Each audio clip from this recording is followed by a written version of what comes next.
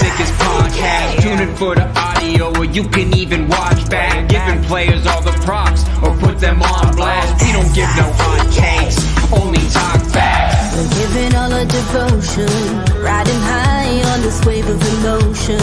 Going all out, yeah, cause this is our time. No, ain't no stopping us till we reach the finish line. All in, we came here to win. We're gonna give everything.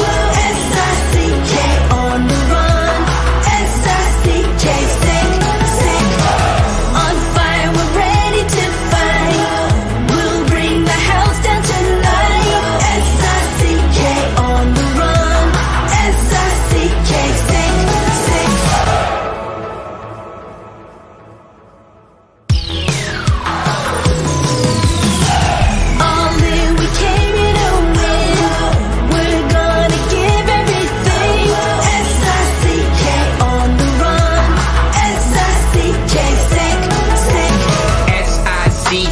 It's the sickest podcast. Tune in for the audio or you can even watch back. Giving players all the props or put them on blast. We don't give no hot takes, only talk facts. We're giving all our devotion, riding high on this wave of emotion. Going all out, yeah, cause this is our time. No, ain't no stopping us till we reach the finish line. All in, we came here to win. We're gonna give everything. S-I-C-K on the run. S-I-C-K, sick. On fire, we're ready to fight. We'll bring the house down tonight. S-I-C-K on the run. S-I-C-K, sick.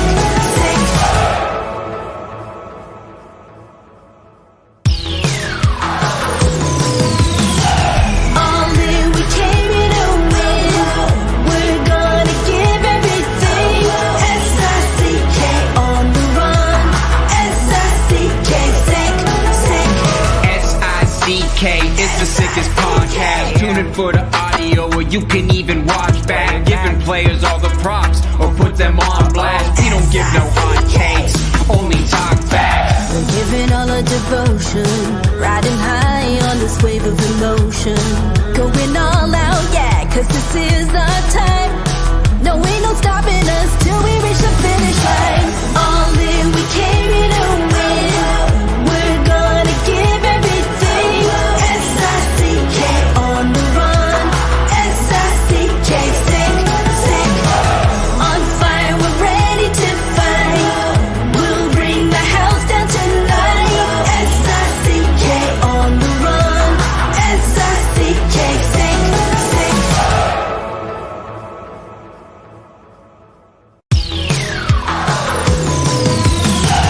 All in, we came here to win. We're gonna give everything. S-I-C-K on the run. S-I-C-K, sick. S-I-C-K, it's the sickest podcast. Tune in for the audio or you can even watch back. Giving players all the props or put them on blast. We don't give no hot takes, only talk facts. We're giving all our devotion, riding high on this wave of emotion. Going all out, yeah, cause this is our time. No, ain't no stopping us till we reach the finish line. All in, we came here to win. We're gonna give everything. S-I-C-K on the run. S-I-C-K, sick. On fire, we're ready to fight. We'll bring the house down tonight. S-I-C-K on the run. S-I-C-K, sick. S-I-C-K, it's the sickest podcast. Tune in for the audio or you can even watch back. Giving players all the props or put them on blast. We don't give no hot takes, only talk facts. We're giving all our devotion, riding high on this wave of emotion. Going all out, yeah, cause this is our time. No, ain't no stopping us. S-I-C-K, sick. Turn up your volume. Because you're about to listen to The Sick Podcast with Tony Marinaro. 55 seconds left in the penalty, a minute and 27 seconds left in regulation time. Boston 4, Montreal 3. Lafleur coming out rather gingerly on the right side. He gives it into Lemaire, back to Lafleur. The sickest Montreal Canadiens podcast. You're in the spot! Sports entertainment like no other.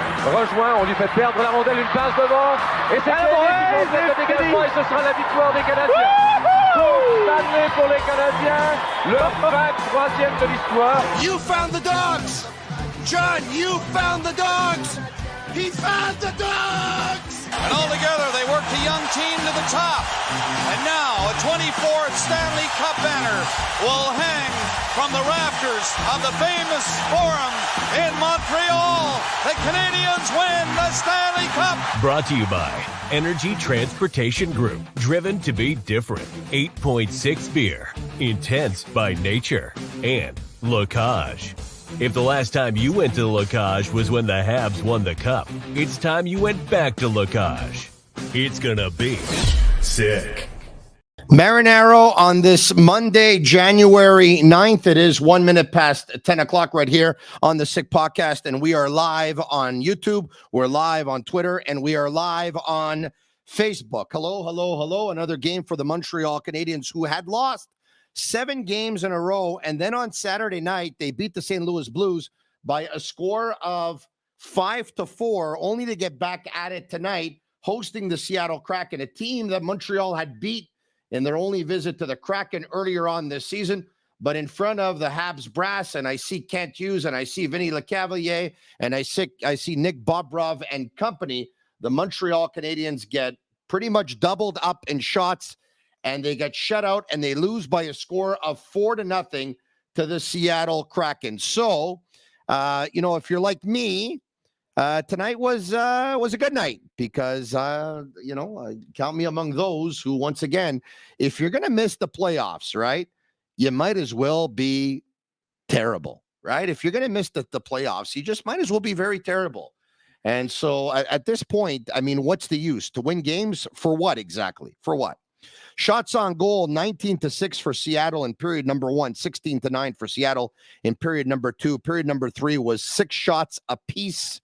And when all was said and done, it's 41-21 for the Seattle Kraken. 41-21. So there you have it. Charles-Alexis Brisebois, by the way, of 91.9 FM BPM Sport in Montreal, will be my guest, and he will join me in just a couple of minutes' time. All the scoring, by the way, not all the scoring, but the scoring with a goalie in net, because the Seattle Kraken got an empty netter. But in period number 1, it was Eli Tolvanen who got a pass from Vince Dunn to make it 1-0. Daniel Sprong on the power play, a bang-bang play, went from Beniers to Burakovsky to Sprong, and found Sprong, who was able to put it just inside the post off of Montembeault and in. And then it was Vince Dunn who was able to make it 3-0 for Seattle. No goals to show in period number 2, and in period number 3, once again, it was Matty Beniers with an empty net goal. The Canadiens pulled the goalie with over 3 minutes to go in regulation, figuring, what do you have to lose, right? I mean, they're losing 3-0, about 3.5 minutes left. Let's pull the goalie. They do. And Matty Beniers scores in an empty net with 1 minute and 3 seconds left in regulation. For the Montreal Canadiens, even though there was no offense, the guy who tried to manufacture the most, I would say, would be Nick Suzuki and Cole Caulfield, because Suzuki had 5 shots on goal and Caulfield had 4 shots on goal. The Sick Podcast brought to you by Lacage. If the last time you went to Lacage was when the Habs won the Cup, well, it's time you go back to Lacage. The menu will surprise you. Also brought to you by these guys. You see them? 8.6 beer, intense by nature. The beer for those who follow their instinct and live their passions in order to make their mark. And also brought to you by Energy Transportation Group. Unfortunately, the Montreal Canadiens didn't have too many players playing with energy tonight. I would say that Jake Evans was one of very few. Energy Transportation Group, my buddies Mike Cinquino and Sean Gerard, they are a leading full-service logistics provider serving all of North America. They are driven to be different. And once again, welcome to all of you who are watching on YouTube, Facebook, and Twitter. Let's get to the Montreal Canadiens lineup. Agnello and Sammy Cavallaro back at master control. If you can bring it up, fantastic. Suzuki with Caulfield on his left and Doc on his right, so the line back together. Of course, with Evans, who has Armia on his right and Dadonov on his left. It was Dvorak with Slafkovsky on his left and Anderson on his right. Drouin centering Pezzetta and Hoffman. On defense, Edmondson, Savard, who, by the way, they looked very lost tonight, I thought. Harris and Kovacevic, Xhekaj and Weidman, and it was Montembeault in goal, and it was Caden Primo on the bench because we've been told that Jake Allen sustained an injury. Anyway, this is not a very good team right now, and they surely didn't play like it. And you know what? Once again, I think that's pretty good news. If I take a look at the standings as we speak right now in the National Hockey League, as it's taken a while to load up here, but I go to NHL.com and I will press on League to see where the Canadiens are. And out of 32 teams, the Canadiens sit 27th. They are tied with San Jose. The Canadiens have 3 games more. The Canadiens have 3 points. No, pardon me. The Canadiens have 35 points. San Jose has 32. So they're 3 points up on San Jose. They played the same amount of games. They're 4 points up on Arizona. Arizona does have 2 games in hand. And they are 7 points up on Anaheim, 9 points up on Columbus, and 11 points up on Chicago. It looks like the Canadiens would have to go into a major slide to end up being where Chicago and Columbus are going to be, especially since you have a feeling that Chicago and Columbus are actually going to be sellers between now and the deadline. So will the Canadiens. But, man, the Canadiens would have to go on a really, really terrible slide to be able to actually go below them in the standings. So the Connor Bedard watch is on. By the way, his first game back with Regina, 6 points. 4 goals and 2 assists. Thank you very much. This guy's unbelievable. This guy is really unbelievable. We will take your calls tonight if all goes well here at 1-888-585-SICK, 1-888-585-7425 on the Sick Podcast. I see some of the questions, some of the comments coming in already. And once again, Charles-Alexis Brisebois will join me in just about a minute. Bish Boy Steve says marinara. It's actually Marinaro, but I do like a very good marinara sauce. Others coming in, the Three Stooges line was on the ice tonight. This coming in from B-roll. That's not very nice. Matrix says Drouin still at 0 goals. That's not very nice. I know goaltenders with more goals than Drouin. That's not very nice. Tony, do you know that Bedard didn't have to play Russia in both tournaments? It's a huge difference than playing Austria. Mike, you're going to do me a favor. You're going to stop with trying to find a negative or a hole in Connor Bedard's game. You're going to do me a favor. If, based on what I see on the chat, you're the same Mike, you're the same one who said, yeah, but let me see him do it against a good team. Mike, please stop. He scored more goals than any player to ever play for Team Canada at the World Juniors, and he could still play in 2 more competitions. He picked up more points than any player to ever play for Team Canada at the World Juniors, and he can still play in 2 more competitions. All right? Okay, Russia wasn't there, so he didn't play 2 or 3 games versus Russia. He can still play 2 more years. Can you please stop? Can you please stop? He played the same teams that Shane Wright played. In 1 game, he picked up the same amount of points as Shane Wright did in 7 games. Please stop. I don't like when people do this, by the way. It's free. It's freedom of speech. I get it.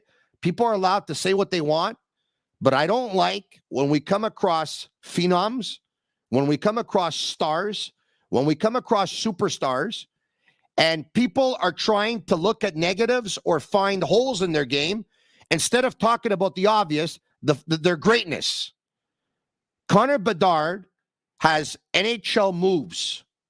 He has an NHL wrist shot. He has NHL vision. He's clutch more so than most elite clutch athletes we've ever seen. He's in that category with them. What do you want more? He was the youngest player at the World Juniors. He was doing this with and versus kids 3 years older than him. Mike, I don't know if you're doing this on purpose to get me going. Sometimes I like to get teased, and sometimes I like to play, and sometimes I don't. You're on the verge of being blocked on YouTube, I think. I think you should tread carefully, Mike. You should tread carefully. I had my say. I feel better now. Sick, like really sick, saying B. Murphy. Thank you, B. Chicago will get Bedard because Gary would like to see that. I'm sure Gary would have liked to have seen someone else get Connor McDavid too, but he went to Edmonton, by the way. And Edmonton had the first pick overall 3 years in a row. Okay? Want help for Jack Guy and learn him the right way to fight.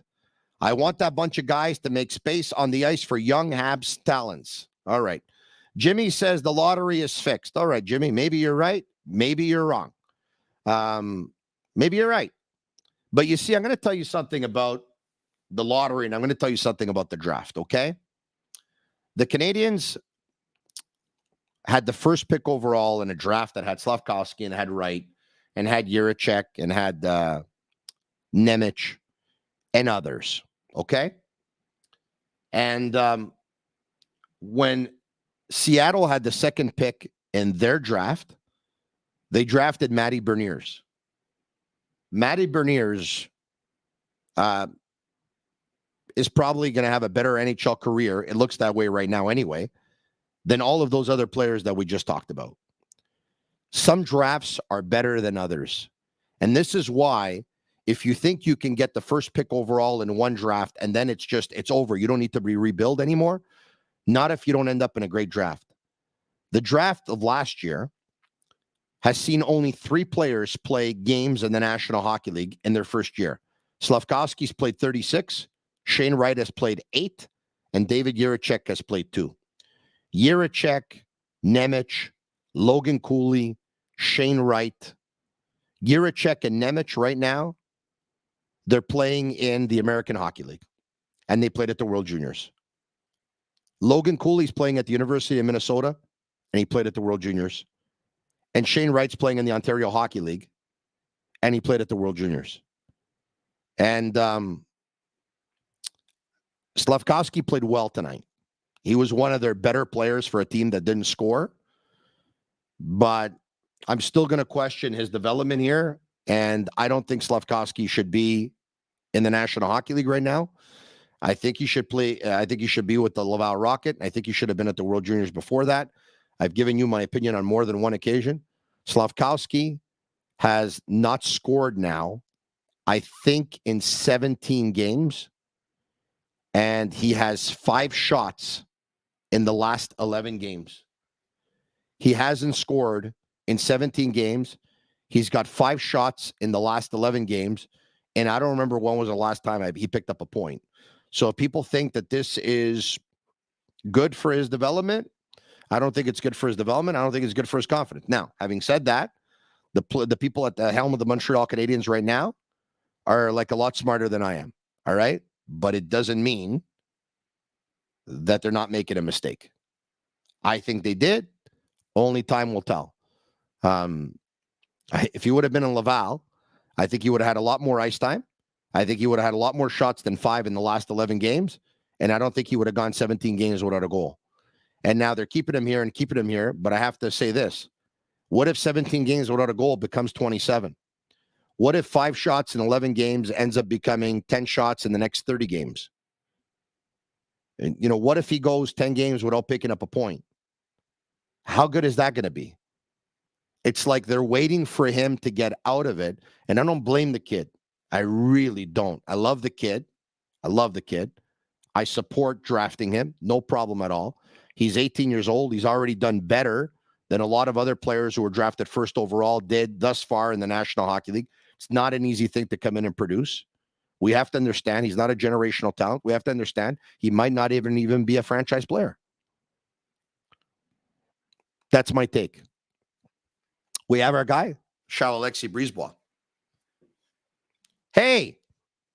Hi, Tony. How are you? Good. How are you? I'm good. I'm good. Better than the Canadians, actually, but well. Well, it all depends on who you ask. If you ask someone who supports the look, if you ask the players for sure and the coaching staff, I would imagine they are not very happy. Tonight it wasn't pretty. Charles-Alexis, they were almost doubled up in shots. You think they would almost doubled up in scoring chances. They lost 54% of their draws. They were 0 for 2 on the power play again. They continue to have the worst power play in the league, under 15%. Ça va mal à shop, mon chum. Ça va mal à la shop. And, at one point in the game, I told myself, oh, yeah, Jake Evans is on the ice. And it's not a normal thing to say to yourself during an NHL game to say, oh, wow, Jake Evans is on the ice. And it's nothing against the kid because he's really good and he's playing really great right now. But he's not supposed to be your best player. He's not he's supposed to be the only player you want to watch during a game. It shows that the Montreal Canadiens really need to fix a lot of things right now. Some things are easier to fix than others. They should start with getting a fourth line that is a prototypical fourth line, one that does what a fourth line does. Tonight, Drouin, Hoffman, and Pizzetta were an absolute disaster. Disaster. The problem with their fourth line, I feel, is just like Martin St. Louis says, okay, I have 9 guys on my top 9, and I need 3 other guys in the lineup, so I'm going to put them on that line. But as you said, they don't have an identity. They're just playing because they need ice time and they need players. They need to have guys who really bring something to the table.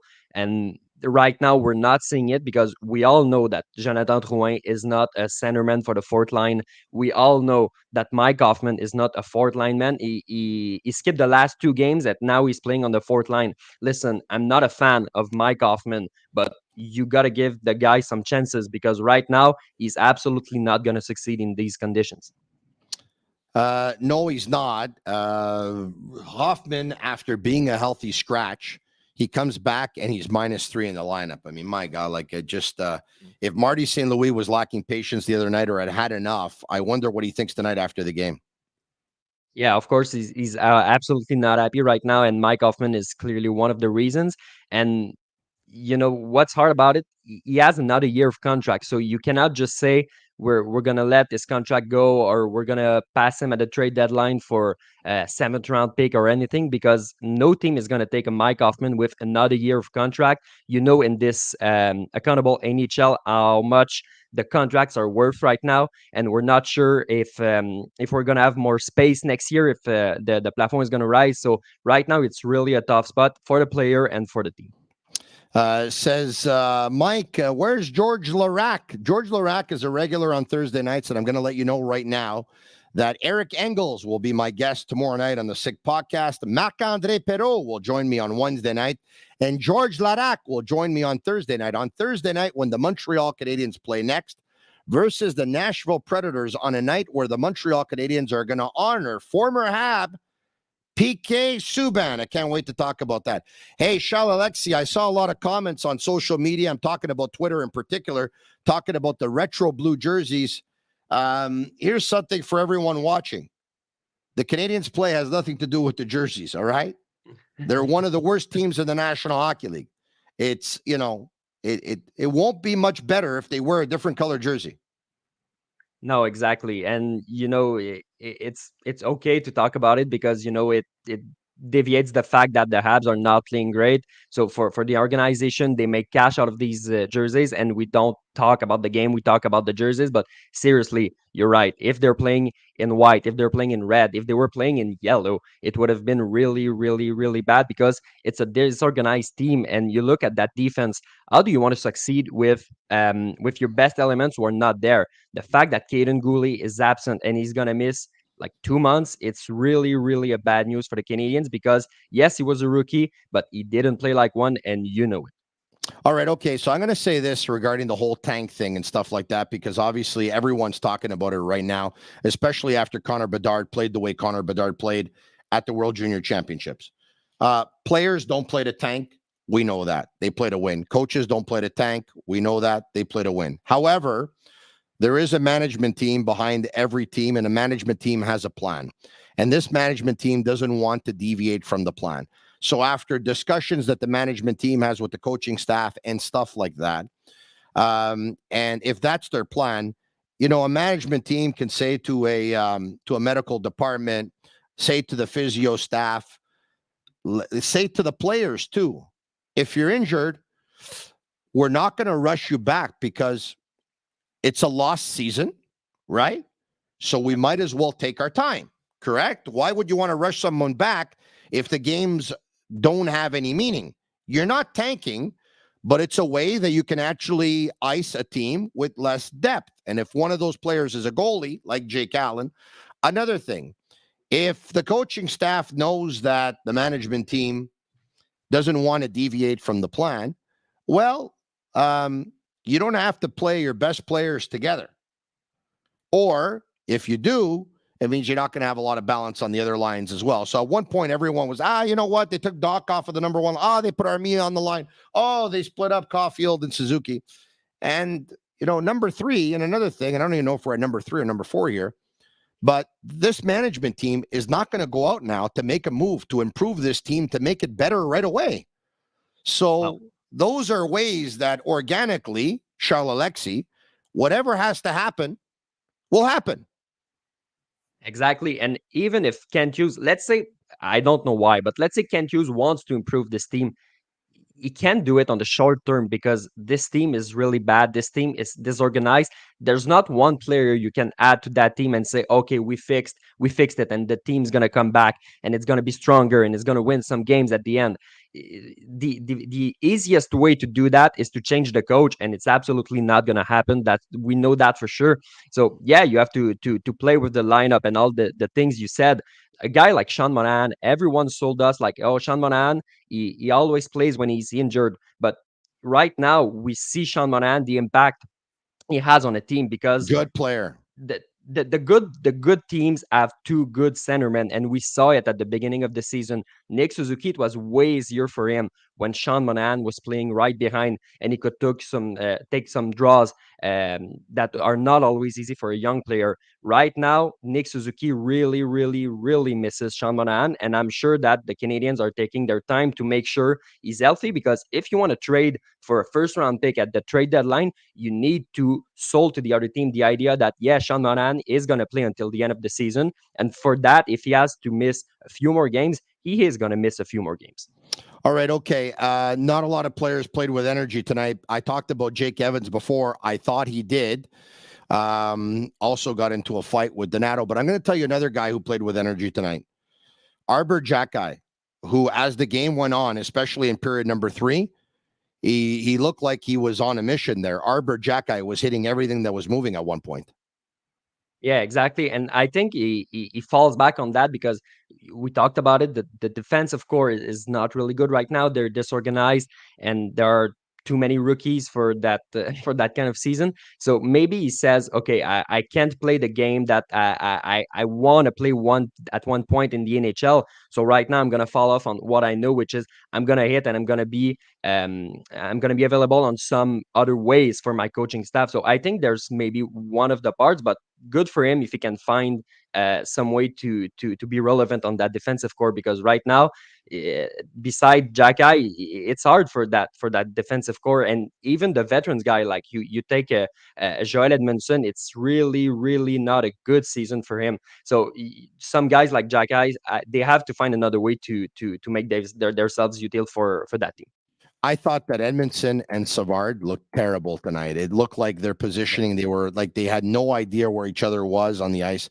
I thought they were really bad. It was a game to forget for them. Yeah, completely. And you know that they're supposed to take big minutes from the kids and to save them, if you will, but that's not what they're doing, because every time they are on the ice, you want them to go back on that bench, and it's not what you want from the two veterans of that defensive core. I'm not sure if the moment when Mike Matheson is going to be back, I don't know if it's going to be enough. I don't think it's going to be enough, but maybe it's going to help a little, because you're going to see a little more less of David Savard and of Joel Edmondson on that first line, because right now it's really, really hard to see, and the kids are not learning from that. Anthony Richard was out of the lineup tonight. After watching what you watched, what would you do with him between now and the end of the year? Do you get him back in the lineup? And if so, is there one in particular that sits out more often than not? Or is Anthony Richard on a rotation along with several other players? I think he's going to be a part of that rotation. I would play him a little bit to see what he has. I think the speed that Anthony Richard has is really good for the NHL right now. And when he had a good opportunity, he could took them. Um, I have the feeling that Mike Pizzetta is going to sit a little bit because I don't know if he's that valuable on the ice. We talked about the fourth line. I don't think there's a clear fit for teammates for him. So I have the feeling he's gonna play a little bit, but I would not be surprised if he would be sent back to Laval at some point. Maybe they're gonna want to try a guy like Raphaël Harvey-Pinard. I don't know, but for now, Anthony Richard doesn't look. Um, he could be on that. No, I don't know if they can use him on a regular basis. All right. Okay. We talked about, the rebuild before and the fact that, this management team is not going to deviate. At the end of the game, you saw a snapshot of, you saw basically the entire Canadiens brass there. I'm not so sure if I saw Jeff Gordon or not. I did see Kent Hughes. I did see Vinny Lecavalier. I did see Marty Lapointe. I did see Nick Bobrov. I did see their capologist, John Sedgwick. It looks like pretty much everyone is together in town. And one of the things they're actually doing is they're preparing for a couple of things, but, they're also going through their lists and the draft. And that's why Lapointe is there. And that's why Bobrov is there. This is a very proactive management team. And for those who think that internally that, the tank is not on. Internally, the tank is on. I mean, these guys are already having their draft meetings. Yes, obviously, and we talk a lot about Connor Bedard, but there are a lot of good players available in the first 8, 10, or 12 picks for the next draft. And the Canadiens, barring a miracle, they're not going to draft 1 and 2, so they may have to draft 7, 8, 9, or 10th, and they're going to need to know who's the best player because at some point you're not going to see Montreal having as good picks and as a good draft for many times because the goal of the Montreal Canadiens is to build sustainable success. So they don't want to be put in a position in the next time there's going to be such a good draft to be available to pick 5, 6, 7, or 8. They really want to be their last very good draft, so they cannot strike out at the bat. So clearly they need to start early. And I'm pretty sure that's why Nick Bobrov and Martin Lapointe and all those guys, Vincent Lecavalier, who has a really good input also, I'm pretty sure that's why they are in Montreal right now. Yeah, look, besides Connor Bedard, obviously, it looks like Adam Fantilli, it looks like Leo Carlson, it looks like Matvey Michkov and others. It looks like there's going to be several of them that are going to have really good NHL careers. I mean, some scouts are thinking that we're talking about a generational talent, obviously, in Bedard, but at the very least, 2 or 3 franchise players out of the draft. That's pretty good. That's pretty good. Mm-hmm. Yeah, absolutely. And Adam Fantilli, I think he has a really good potential. We could take them separate one by one, but clearly there are a lot of good players, as you said, and the Habs, they have that luxury to have the Florida Panthers, who they don't have a good season, and that was not expected when they traded that first pick for 20 games of bench rot. So clearly, the Habs, they really need to take advantage of this because it's not going to be available such a draft and such a good position in 2025, 26, and etc. because the Habs want to be good on that years. All right. So if we can get confirmation, because I have one eye on the screen right now, and Marty St. Louis during his presser, pardon me, but it looks like St. Louis just said something to the effect of too many passengers on the team. This is something I've been talking about for a while. There's a lot of players on that team that don't play a 200-foot game. There's a lot of players on that team that are interested when they have the puck. They're not interested when they don't have the puck. There's a lot of players on that team that don't finish their checks. There's a lot of players on that team that don't sacrifice their bodies. There's a lot of players on that team that pretend to be working, but are not working. And the problem for Kent Hughes is that the veterans that he was hoping were going to show a little bit of personal and professional pride to build up their value so he can get something for them. With every game that they're playing, their value is going down. They have zero value on the marketplace. Zero. Yeah. You know, Mike Hoffman's got zero value on the marketplace. Jonathan Drouin, with all due respect to him, has zero value on the marketplace. Evgeny Dadonov has zero value on the marketplace. Yeah, Joel Edmondson's got a little bit, but man, with every game that he's playing, it's going lower and lower and lower. Brendan Gallagher right now has close to zero value on the marketplace, if not zero. It's not a great time if you're Kent Hughes, because you might have to just play out the rest of the season and just let these guys, some of them, go at the end of the year without getting nothing in return. Yeah, and that was not the plan because they have a few UFAs at the end of that season. And if Sean Monahan gets healthy, he could get a good return. But beside that, you name them. A guy like Dadonov has no value.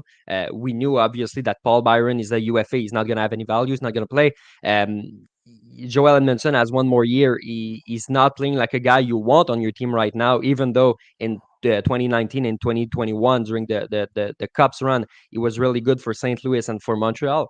But it's really a problem for Kent Hughes because you, as a GM, he needed to have those values to make those transactions. 1 year ago, he made the easy trades, trading the guys like that had a good value. But right now, it's getting harder because he has players that the other GMs they don't want. So he has really to sell them to the other teams. Right now, the players are not helping.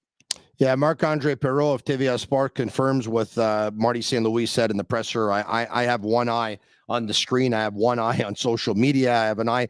I would need more eyes, to tell you the truth. But il y avait trop de passagers ce soir, surtout en première période. St. Louis qui revient avec le thème passager qui est très lourd de sens. So too many passengers, especially in period number one. Yeah, absolutely. During that first period, what was it was 19-6, the shots. It was absolutely horrible. At some point, the Kraken had more goals than the Habs had shots, 3-2. So really no one was there. And Samuel Montembeault was completely alone. I do not blame him for that loss because he was completely alone, especially on that first goal. So yeah, I understand. And the problem is it's not the first time that Martin St. Louis talks about trop de passagers on the ice. So really, he's going to have to find a way to figure it out. He found a way with Joel Armia for now, put him on the stands, and right now he's playing good hockey, the best hockey he's played that year. So he's probably knocking on wood right now for that to continue, but he doesn't have to. He needs to find a way not to put the veterans on the stands and them having back for having a good performance, because that's not how it works in the NHL right now. Unless, of course, the Canadians are really hoping that come trade deadline day, without, besides the Boston Bruins, who are running away with the league and are dominant, every year pretty much. And it could be any one Stanley Cup in the National Hockey League, right? So if a lot of teams go out and try and make moves to add players at the deadline, the more transactions take place, the more chance of your players getting picked up are the Canadians players. And seeing as there's no cap on the amount of players at the deadline, you can just pick them up for depth, of course. And seeing as there's only, once the deadline comes around, there's about a month and a half left in the season, teams picking up those players are not on the hook for a lot of salary either. Obviously, the Canadians must be crossing their fingers saying, please, let's hope that, teams will pick up our players because of those reasons. Yeah, exactly. And you're gonna have to keep some money. You're gonna have, maybe there's gonna be three teams trade to send 25% of the cap at the end of the trade to the other team. But you need to be creative right now because your players are not giving you the option to have a full hand. So I don't know what Kent Hughes is gonna do, but clearly he's gonna have to hope for the best. I think that's his best shot right now. Hope. Agnello and Sammy back at Master Control. Why don't you bring up some comments for my man here, Charles-Alexis Brisebois, and we're going to get to them. Drayden says, do the Habs force Bedard to play center if they're lucky enough to draft him? No, they don't force him to play center. Charles-Alexis, in your opinion, based on what you've seen, is Connor Bedard a centerman or a winger? I think you're gonna have to try him. I think he has the ability to be a centerman, but sometimes it does not translate well in the NHL. We saw it. We have that debate with every player in Montreal, centerman or wingman. I would try him, but if he's more comfortable on the wing, if you can have Connor Bedard, who's really, really good as a winger, I would keep him there because you need to put him in an environment where he's gonna thrive. So if the Montreal Canadiens are lucky enough to have him, you try it, but you don't force it. So, based on what I've seen, and it's a small sample, of course, based on what I've seen, I think Connor Bedard is going to be a better winger than he is a centerman.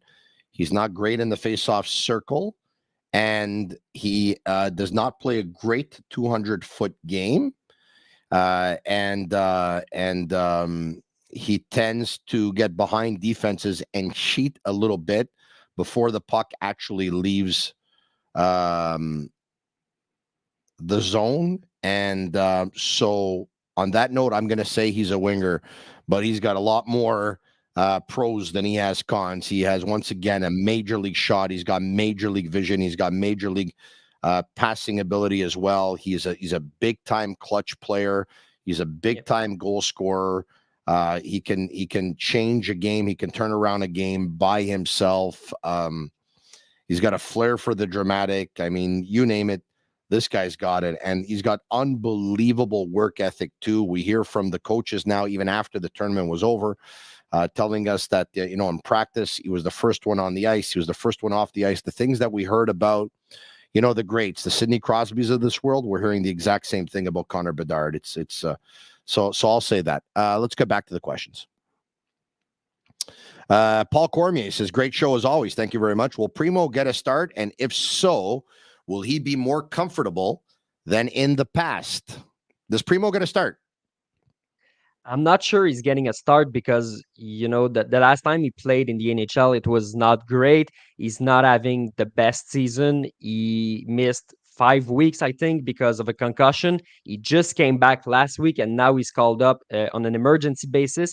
I don't think the plan is to have him to play. I think if Caden Primo is playing in a game, it's because Jake Allen will miss more time than we think, and you cannot play Samuel Montembeault every day. So I don't think the plan is to have Caden Primo to play right now. I don't think he's in 100% game shape and not for the NHL. So I would not force a game on him right now.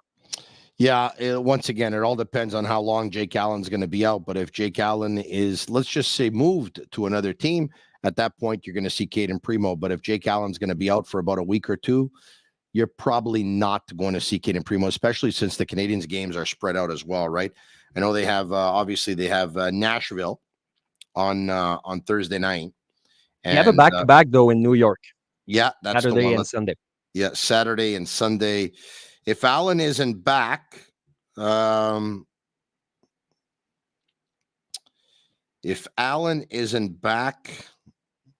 don't have a choice. It'll be 2-2. It'll be 3-4. Yeah, he's going to play one. And by the way, the game versus the Rangers on the Sunday is a 5 p.m. start, whereas the night before it's a 7 p.m. start. So it's not even 2 games in 24 hours. It's actually 2 games in 22 hours. So yeah, if Allen isn't back, Caden Primo will play one of those games. The big question is whether or not he's going to play in New York versus the Islanders, or he's going to play in New York versus the Rangers. I would tend to think that if Allen is not going to be back, he'll probably play Saturday night versus the Islanders. Do you think so? Maybe. I thought Saturday night was the Rangers one. No, Sunday's the Rangers. Saturday's the Islanders and Sunday's the Rangers. Yeah, maybe you blame the Islanders because the Rangers. Montembeault's going to play Thursday night, right? So if Montembeault is going to play Thursday night, look, Montembeault could definitely play again on Saturday, but I'm just thinking giving him an extra day's rest. That's all. Yeah. If Primo plays Saturday, it's going to say a long things about Jake Allen, let's say it like that, because right now it's supposed to be day to day. So if in a few days he's not back and he's not traveling with the team, I think Friday when the team is going to travel, if Jake Allen is not on that plane, we're going to have some discussions to have. All right. Okay. A shout out. I want to give a shout out if I can. Let me just get the name correctly here. Hold on a second here. A shout out to Wendy. So Wendy and Stefan are from Toronto, and they're huge Montreal Canadiens fans and also big fans of the Sick Podcast. Her husband was born and raised in NDG. They moved to Ontario 26 years ago. They went to the game tonight. I don't know if they're watching on their smartphone now on their way back from the game, but they're going to be here for a couple of days, and they wanted to know if we can actually meet because they want to meet me. And I said, sure. So we're going to meet tomorrow for lunch. So if Wendy and Stefan are watching, thanks for following, and I look forward to meeting you tomorrow. If you never refuse an opportunity to meet those who support. Never. Really cool.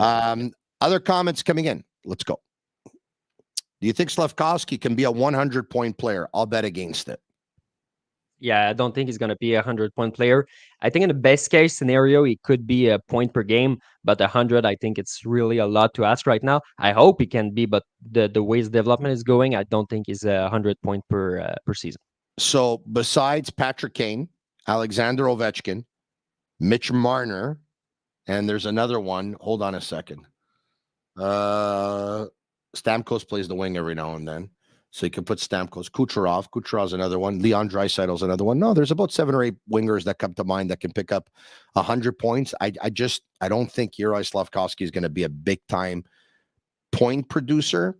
Do I think, we can see him hit a point per game? Yeah, but there's a difference between hitting 80 and hitting 100. I don't think he'll hit 100.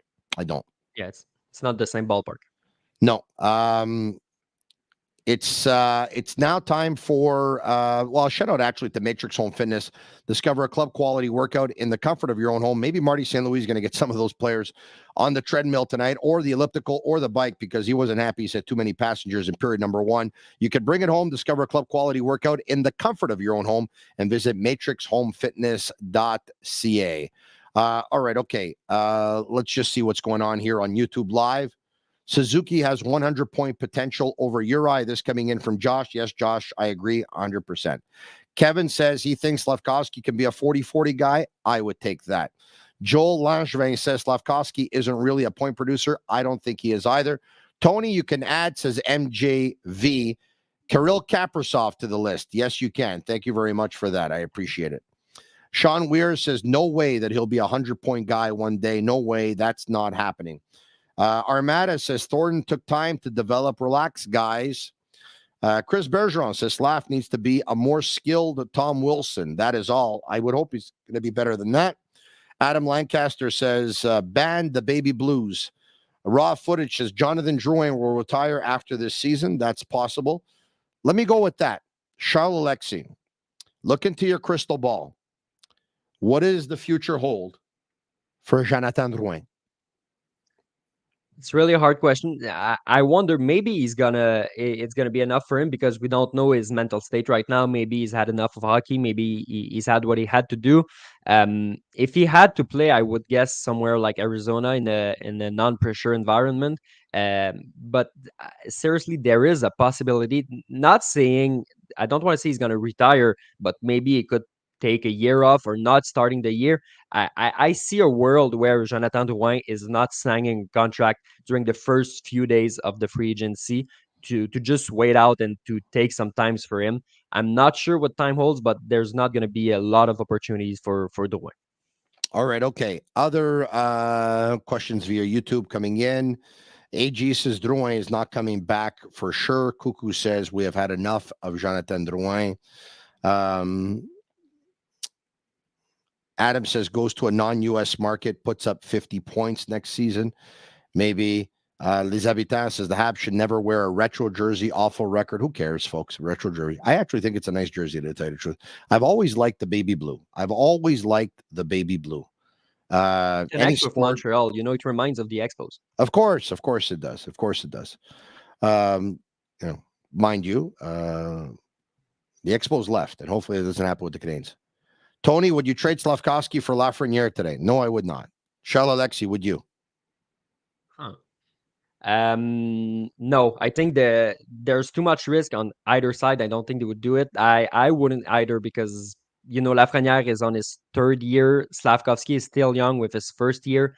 I would not do it at this point, no, because you don't want to see Slav thriving in New York and having Lafreniere not doing the same thing in Montreal. There's too much of a risk. Raw footage says losing Gouli ended up being a blessing in disguise. in terms of the tank, that is. Yeah. And that side, yeah, but you have a kid who's missing a lot of development, so that's bad for the team. But of course, in that Connor Bedard point of view, it's a great news. There's Jake Evans hates Connor Bedard right now if you see his play tonight, but Yeah. if not, it's good to see the Habs play like that, because if you go on Tankathon, and I don't know if you spend some time on that website, I go on it every day. Yeah, that's the one where you do simulations, right? Yeah, exactly. So for the Tankathon, they're really good. Last year when where Kent Hughes come into was named GM, in this one of his first presser, he said we're first on Cap Friendly. Right now, we could say we're in the first on Tankathon. So there's a few websites where the Habs are first right now. It's not on the standings in the NHL, but you have to see the positive, right? All right. Okay. Pretty cool. Do you think Lafreniere is a bust? Because just one of the comments that came in. I don't think he is. I think he's gonna have to maybe he's gonna have to leave New York to become the player he needs to be. But I do not think he's a bust right now. All right. Tony, hit the Bleu Blanc Rouge song. No, we're not doing that right now. No, it's not a time for Bleu Blanc Rouge right now. At one point, we will hit the Bleu Blanc Rouge song. There's the Thurston says.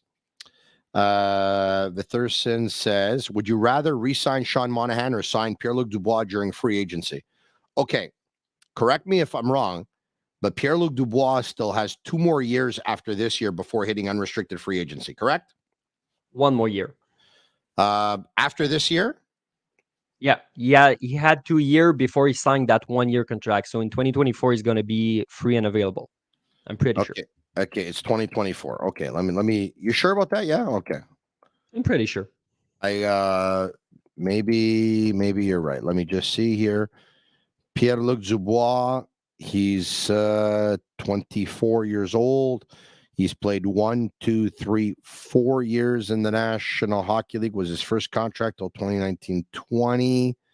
And then he played 6 more, 20, 21, 21, 22. That's 6. So it's after 7 years in the National Hockey League, or age 25, I believe. Yeah, I think you could be. I think you could be right here. Let me just take a look. See, everyone's been came in the talking league in 2017. So if you add 7 years, it's 2024. Yeah, Pierre-Luc Dubois. He's this year, okay. And then he's an RFA in 23-24. So he would be a UFA. No, at the end of, okay. So this year he gets paid $6 million, correct?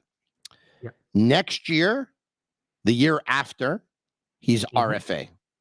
Yeah. He would only be UFA at the end of the 25 season. That's when he would be. I think it's 24. You sure about that? Pretty sure. Okay, I'm on Cap Friendly. Cap Friendly says he'll be RFA in 23-24, which leads me to believe he signs a 1-year deal, or he signs a 1-year deal, 2-year deal. Okay, so you know what we're going to do? I'm trying to do a show here at the same time, and so are you. So let's ask Sammy Cavallaro and Agnello Cavallaro back at Master Control just to do the research so that we can get it right. We don't give out any wrong information. Is Pierre-Luc Dubois an unrestricted free agent or a restricted free agent? I think you might be right, because once again, if I take a look at when he came into the year, 7 years or age 25, I think you could be right. He's actually RFA, I think, at the end of this season, so would be UFA at the end of the other season. I think you're right. Exactly. Come to think of it, I'm doing the math here. I think you're right. Okay. So Agnello just confirmed, but I think Charles-Alexis has it right here. And you could send me a note here. All right. It's Agnello and Sammy and Master Control. All right. Okay. We're supposed to do You Called, but I think there's so many comments tonight that we're going to do it anyway, but we're going to do it in a question format. So You Called.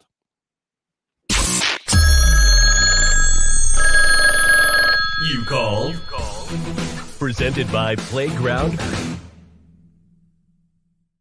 Playground, your premier gaming destination located just over the Mercier Bridge, only minutes from downtown Montreal. It's going to be you message tonight because lately we're getting absolutely inundated with messages. It's not normal. So we're going to take more messages than we will take calls when, we're getting so many messages. We don't want to leave them unattended. So UFA at the end of the 24 season, Sammy confirms in our private chat here.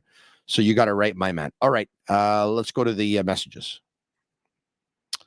Myolo Montreal, who has, by the way, a very beautiful spot on Sherbrooke in downtown Montreal, and has these fantastic eggplant fritters as an entree, which is eggplant rolled up. It'll actually look like a meatball, but it's eggplant with some gorgonzola cheese melted on top. It's absolutely unbelievable. Now I'm really hungry, Tony. It's absolutely unbelievable. It's unbelievable. If you want to order some, I think the number is 313-8000, if memory serves me well. I could be wrong, but I believe it's 313-8000, and I believe it's at 1800 Sherbrooke Street West. I've said the address and gone there enough, and I've said the number enough. I think I might be right because my memory's pretty good when it comes to this kind of stuff. All right, okay. Do you think Jake Evans could be tradable, and what can we get? By the way, your eggplant fritters are ready. This guy's the best. They're ready. They're ready what? Right now? What do? I stop doing the show and I come there and I get them right now, or what? I'd rather have them on Saturday, where Saturday is going to be like my cheat night type of thing, But I'll take them whenever you have them. Yes, Jake Evans is a tradable player. And in my opinion, at the very least, Owen Beck will be able to play that role. I actually think that Owen Beck has more upside and will actually play even higher up in the lineup. But, I take a look at all the players the Canadians have in the system. They've acquired a lot of prospects. They're not going to have a problem replacing Jake Evans. With all due respect to Jake Evans, they're not going to have a problem replacing Jake Evans, right? At the end of the day, let's be honest here. Even though Jonathan Drouin was playing fourth-line center, Jake Evans is a fourth-line center. It's not much more than that. No, exactly. And that's a good thing, by the way. I mean, it's nothing, no shame in being a fourth-line center in the National Hockey League. I didn't mean for it to come across the wrong way, but I think he's very tradable, yes. Yeah, especially for a guy like who was a 7th-round pick. He worked really hard in Laval to be able to play in the NHL on a regular basis. Right now, I'm not sure would trade Jake Evans because I'm not sure what his value exactly is with a few more years on his contract. But if a GM offers to Kent Hughes a good price, I would pull the trigger. But I would not be in a rush to trade Jake Evans because, yes, we have a few options down the road, but they're not ready right now. So for now, he brings some stability and he's still young. He can still develop. But if the price is good, I'm not holding on Jake Evans. But look, Charles-Alexis, I could be wrong here, okay? Maybe I got the wrong read of this situation. I don't think he's got any value. I mean, he's not putting up any points. He's a fourth-line center. His ceiling, his potential is probably not better than a fourth-line center. At one point, he had 3 to 4 documented concussions in less than 2.5 years. I mean, right. What could a team possibly offer you for Jake Evans? Like, the only, what makes him attractive, obviously, is that he does not have an expensive contract, but I don't see it. Yeah. Yeah, maybe the concussions are a factor, but, I think that contract, it may attract a few people. I'm not exactly sure. But as I said, maybe if his best value is in Montreal, you need to keep him because he's going to buy sometimes to the kids. But as I said, if a GM has a price for Jake Evans because they need to go and maybe because some players are not tradable around the NHL, you can trade a guy like Jake Evans. It's not going to mess the entire plan in Montreal. All right. There's a text message, Tony. Who are your top 3 prospects at the draft, excluding Connor Bedard? Well, it would be Fantilli, it would be Carlson, and it would be Michkov, based on what we saw and based on what we heard. And they say that, Michkov is sliding. I don't think he's going to slide much more than that. I mean, he ends up being a top 5 pick, even though he's going to end up being in the KHL for a while. Monahan and Edmondson are going to be the only ones to be traded. Evan's childhood team was the Penguins. We should deal him there. Fantilli, Michkov, Carlson, and Sudbury Wolves. Quentin Musty, who's a favorite, by the way, of Simon the Snake Boisvert. I've been in communication with Chris from Sport La Tornade, sports card store La Tornade on 1 Avenue La Fabrique in Vaudreuil. And he got me a Quentin Musty rookie card. I think I'm going to have it framed or whatever, maybe even signed. And we're going to send it off to the Snake Boisvert, who's a big fan. Tony, if offered a first-round pick, do you think the Habs will look at re-signing Monahan for 1 or 2 years, if not offered a first-round pick? So if they don't get a first-round pick for Monahan, do they trade him? I think they still will, because they need to trade some players right now, and maybe if he's not offered a first round pick, it's because the market does not dictate it. I think they will at the end of the day, but the question is interesting because you see his value, but the question you got to ask is at what price is he going to sign at the end of the season? And I don't think Sean Monahan could sign for 1 or 2 years after that.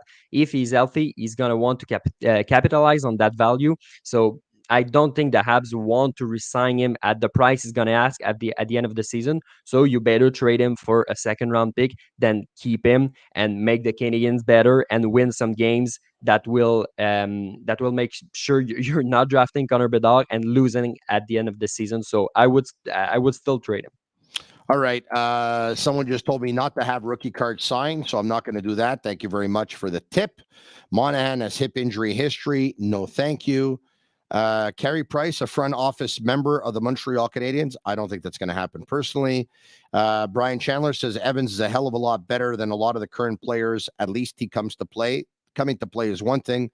Having value is something else. At the end of the day, you can get a draft pick for Jake Evans, but what kind of draft pick can you get? George Liaros says, should the Habs send youngsters to Laval for a deep playoff run? Let them play meaningful games. I think it would be a good idea. Adam Lancaster says, I saw Musty in Ottawa. He was pretty good, I have to say. John Wayne says, Evans to play on a third line needs to be a winger, not a center. If not, he is a depth player.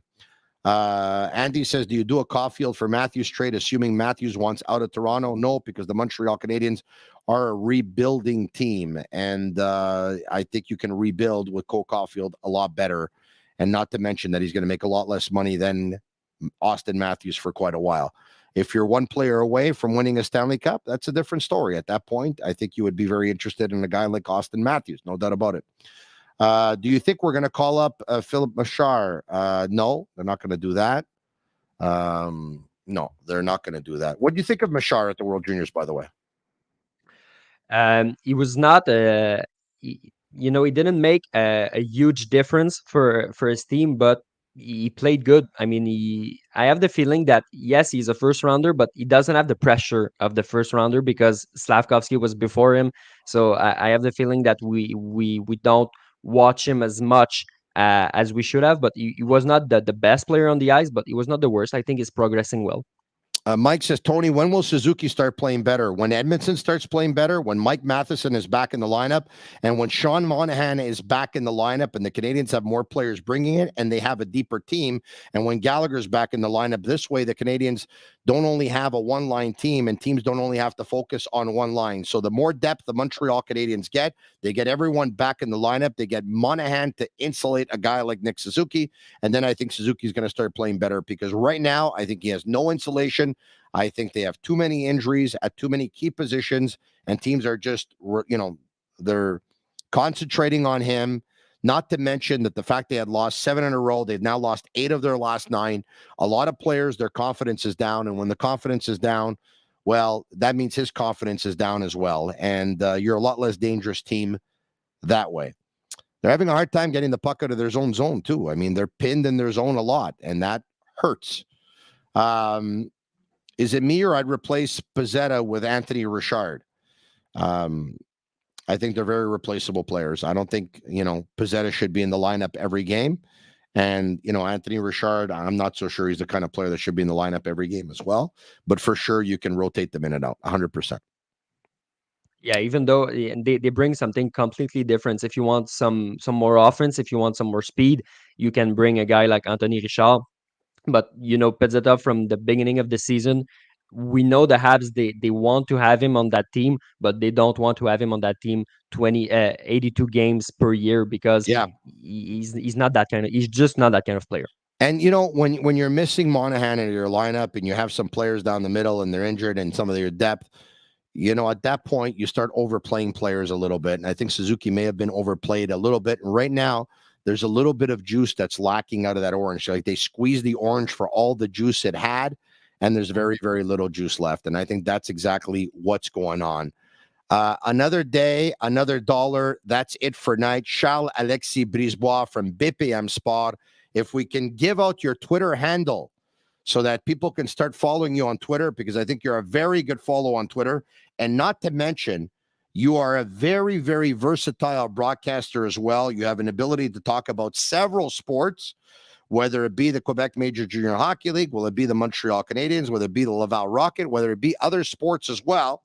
Why don't you give out your Twitter handle?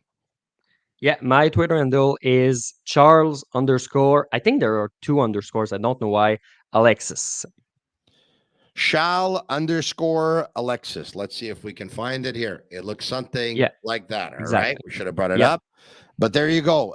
You know what? You've been on the show before. Very, very much appreciated. But for some, they probably had a chance to see you tonight for the very first time. I want to let you know that your English was always good. I've already seen an improvement, my man. So keep it up. Hey, thank you once again for accepting the invitation. Not the first time and not the last time on the Sick Podcast. Merci, mon chum. Yeah, thank you very much. And, I think the last time I spoke English was the last time I was on the podcast. So maybe I was a little rusty, but thank you for inviting me. It's always a pleasure. No rust there whatsoever. Merci beaucoup. We appreciate it. John Zimmerman, I'm happy to listen to the Sick Podcast. Regards to your father-in-law. John's dad owned a company that my father-in-law used to work at. As a matter of fact, it was called Zimcor. And my father-in-law still to this day talks about Zimcor like every day. He had some great memories there. So, John, thank you and the entire family for making that workplace a place that my father-in-law still talks about today.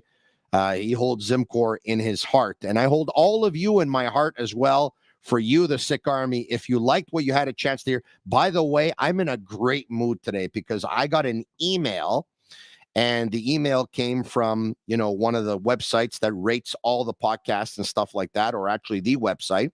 And it showed me that we had 7 new reviews on Google, on Apple, and on Spotify. And I went to read them, and they were all very, very good 5-star reviews. And you know what? I think the podcast is getting better every day. I know we're working very hard to make that happen. I think a lot of you are starting to agree with it. You want to send me an email? I gave my email out already. I'll continue to give it out again. It's Tony@thesickpodcast.com. If you have any critique, no problem at all. I'd be happy to hear what you have to say, whether it's good, whether it's bad, whether it's positive, whether it's negative. This show is a show that belongs to you. And so without you, I'm doing it with an empty audience, with no audience at all. And then, you can't do a show with no audience for an extended period of time. I mean, you just need an audience. And tonight, I would say that between YouTube and Facebook and Twitter, we probably had close to about 1,000 people on at the same time watching. Not bad for a show that starts at just 10 p.m. Eastern till about 11 p.m. Eastern. It is 11:03. So to you, my Sick Army, message Sick, S-I-C-K. It's our way of feeling the love. Hit the like button, please. It's our way of feeling the love. And once again, if you leave us a review on Google, Apple, or Spotify, make it a 5-star review. We really, really appreciate that. It's the Sick Podcast, weeknights, starting at 10 p.m. Eastern. Tell your friends about it. It's pretty sick. And if they say, who is that guy? You tell them. I'm Marinaro. And that's a wrap. Hope you don't miss us too much until next time. Follow The Sick Podcast with Tony Marinaro on YouTube, Instagram, Facebook, Google Play, and Apple Podcasts. The Sick Podcast is brought to you by Energy Transportation Group, driven to be different, 8.6, intense by nature, and La Cage. If the last time you went to La Cage was when the Habs won the cup, it's time you went back to La Cage. The menu will surprise you.